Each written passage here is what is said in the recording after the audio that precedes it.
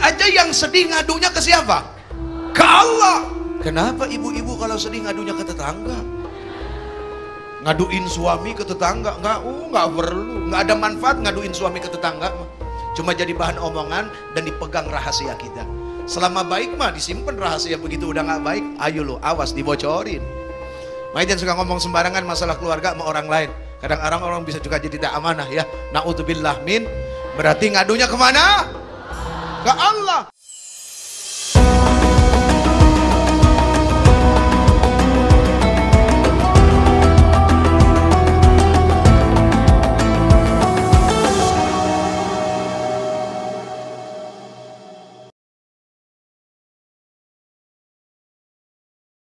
Bismillahirrahmanirrahim.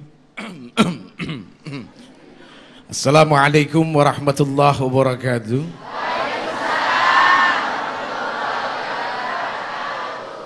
Subhanal malikil quddus, subhanal malikil quddus, subhanal malikil quddus, subhanadzil mulki wal malakut, subhanadzil izzati wal azamati wal haibati wal qudrati was sultan wal kamal wal jamal wal jalal wal kibriyai wal jabarut wala yamutu wala yafutu abada. Subuhun kudusur rabbuna wa rabbul malaikati war ruh. Semuanya semangat. Subhanallah walhamdulillah wala ilaha illallah wala ilaha, dinikmati diyakini, wala ilaha illallah huwallahu akbar. Kenapa tadi disampaikan diyakini, dinikmati? Karena kemarin saya ketemu dengan seorang guru, beliau mengatakan siapa-siapa orang yang membaca la ilaha illallah tapi antara lisannya dengan hatinya tidak nyambung, maka dia akan dimusuhi oleh Allah subhanahu wa ta'ala. Nggak enak banget dimusuhin Allah ya. Dimusuhin sama Allah karena ininya dengan ininya tidak nyambung, tidak sama. Itulah iman. Ada iman perkataan dan iman perbuatan. Kalau iman perkataan mah enak Pak, mau ngomong apa aja. Seperti kayak sekarang saya, bicara tentang iman. Iman perkataan mah indah. Sepertinya puitis, sepertinya luar biasa. Imannya baru iman perkataan, soalnya ibu belum lihat perbuatan saya. Baru iman perkataan, sementara Allah tidak melihat iman perkataan, tapi Allah subhanahu wa ta'ala melihat kepada iman perbuatan. Allahumma salli wa sallim wa barik wa karim ala hadzal nabiyil karim sayyidina wa habibina wa syafi'ina wa qurrati a'yunina wa maulana Muhammad wa ala alihi wa ashabihi ajma'in, amma ba'd. Hadirin yang insya Allah dimuliakan Allah, amin. Yang pertama, melalui TV ini saya minta ridho kepada para guru, para ulama, para orang-orang soleh, wabil khusus orang tua saya. Mudah-mudahan keridhaan ini jadi tambahan ilmu, membuat segala sesuatunya jadi lancar. Karena ridho itu bisa jadi jalan yang baik. Ya, ridho itu bisa jadi jalan yang baik. Dengan keridhaan segala sesuatu insya Allah akan jadi baik. Meskipun nanti misalnya ada halangan, tetap halangan itu akan jadi ilmu. Makanya penting anak-anak mencari keridhaan orang tua, istri mencari keridhaan suami, suami mencari keridhaan siapa? Istri. Lu jangan ngarang lu.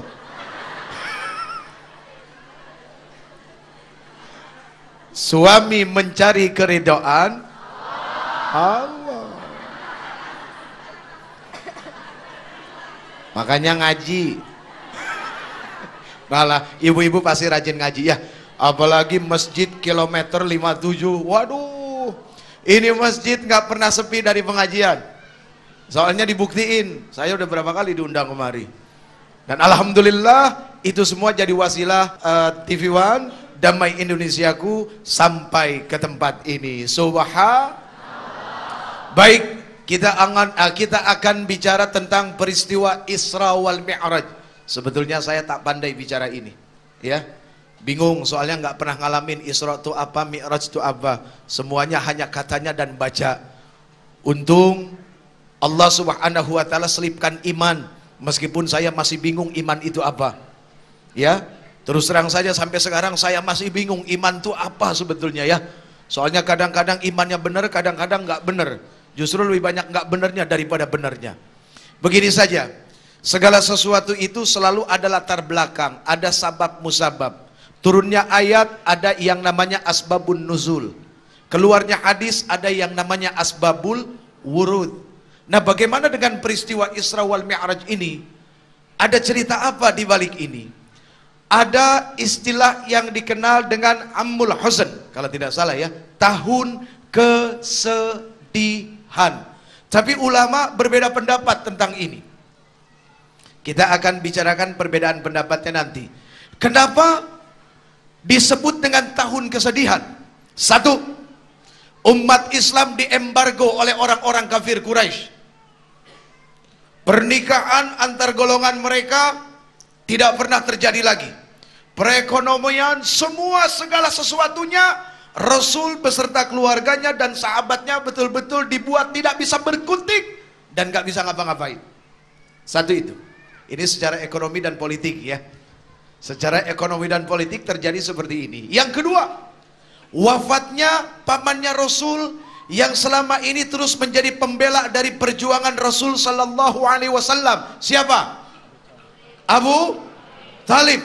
Meskipun pada akhirnya beliau wafat tidak mengucapkan syahadat, perkataan, tapi perbuatan ngebela Rasul habis-habisan. Mana buktinya? Salah satunya ketika kaum kafir Quraisy membawa seorang pemuda yang tampan, yang ganteng buat ditukar oleh Rasul sallallahu alaihi wasallam. Kemudian beliau mengatakan apa? Kalian, betapa kalian kurang ajar kepada aku. Kalian serahkan pemuda yang tampan kepada aku untuk aku urusi, aku kasih makan, sementara aku berikan keponakanku untuk engkau bunuh. Satu. Ini luar biasa, ya.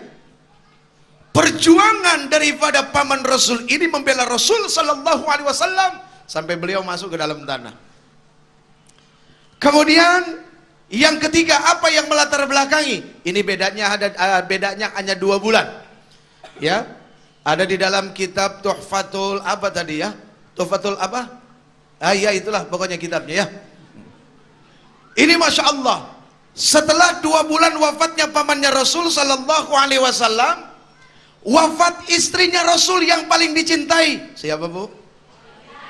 Siti? Kenal sama Siti Khadijah? Nggak kenal. Nah, terus selama ini ngomongin Siti Khadijah ngapain kalau nggak kenal? Kenalan dong. Pokoknya gini, yang kita tahu Khadijatul Kubra itu adalah seorang wanita bangsawan yang kaya raya. Sebelum dinikahi oleh Rasul sallallahu alaihi wasallam, beliau adalah seorang janda. Siapa yang tidak kepengen dengan Khadijah? Tapi ternyata Khadijah menjatuhkan pilihan kepada seorang pemuda pengembala domba. Asbab apa seorang Khadijah menjatuhkan pilihan kepada Rasul sallallahu alaihi wasallam? Sabab satu, perkara akhlak, kejujuran dari Rasul sallallahu alaihi wasallam. Ini pendapat pertama. Ada yang kedua yang mengatakan apa? Terjadinya perdebatan antara langit dan bumi. Langit bersombong ria kepada bumi. Dia bilang apa? Hei, di tempatku ini ada surga. Ujung-ujungnya itu langit mentok ketika bumi bilang apa? Kamu boleh berbangga kamu punya surga, tapi di bumi aku tempat kelahiran para nabi dan para rasul. Bahkan di bumi ini dikuburkan seorang kekasih Allah yang pertama, Muhammad sallallahu alaihi wasallam. Akhirnya langit nggak bisa ngomong apa-apa, kagak berkutik, dia diam, dia ngadu sama Allah. Tuh lihat, langit aja yang sedih ngadunya ke siapa? Ke Allah. Kenapa ibu-ibu kalau sedih ngadunya ke tetangga? Ngaduin suami ke tetangga nggak perlu, nggak ada manfaat ngaduin suami ke tetangga, cuma jadi bahan omongan dan dipegang rahasia kita. Selama baik mah disimpan rahasia, begitu udah nggak baik, ayo lo awas dibocorin. Makanya jangan suka ngomong sembarangan masalah keluarga sama orang lain. Kadang orang bisa juga jadi tidak amanah ya. Naudzubillah min. Berarti ngadunya kemana?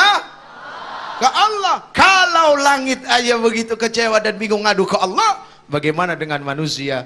Tuh banyak sekali hakikat manfaat di balik ilmu ini semua.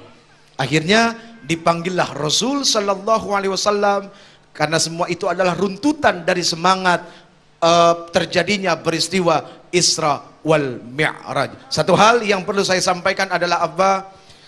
Segala perintah Allah Subhanahu wa taala sampaikan kepada Jibril alaihissalam, ada satu perintah yang sangat luar biasa yang punya kandungan nilai dahsyat dan tidak main-main adalah salat. Sampai-sampai Allah sendiri yang memberikannya kepada baginda yang tercinta Nabi besar Muhammad sallallahu alaihi wa alihi wa sallama wa sahbihil kiram.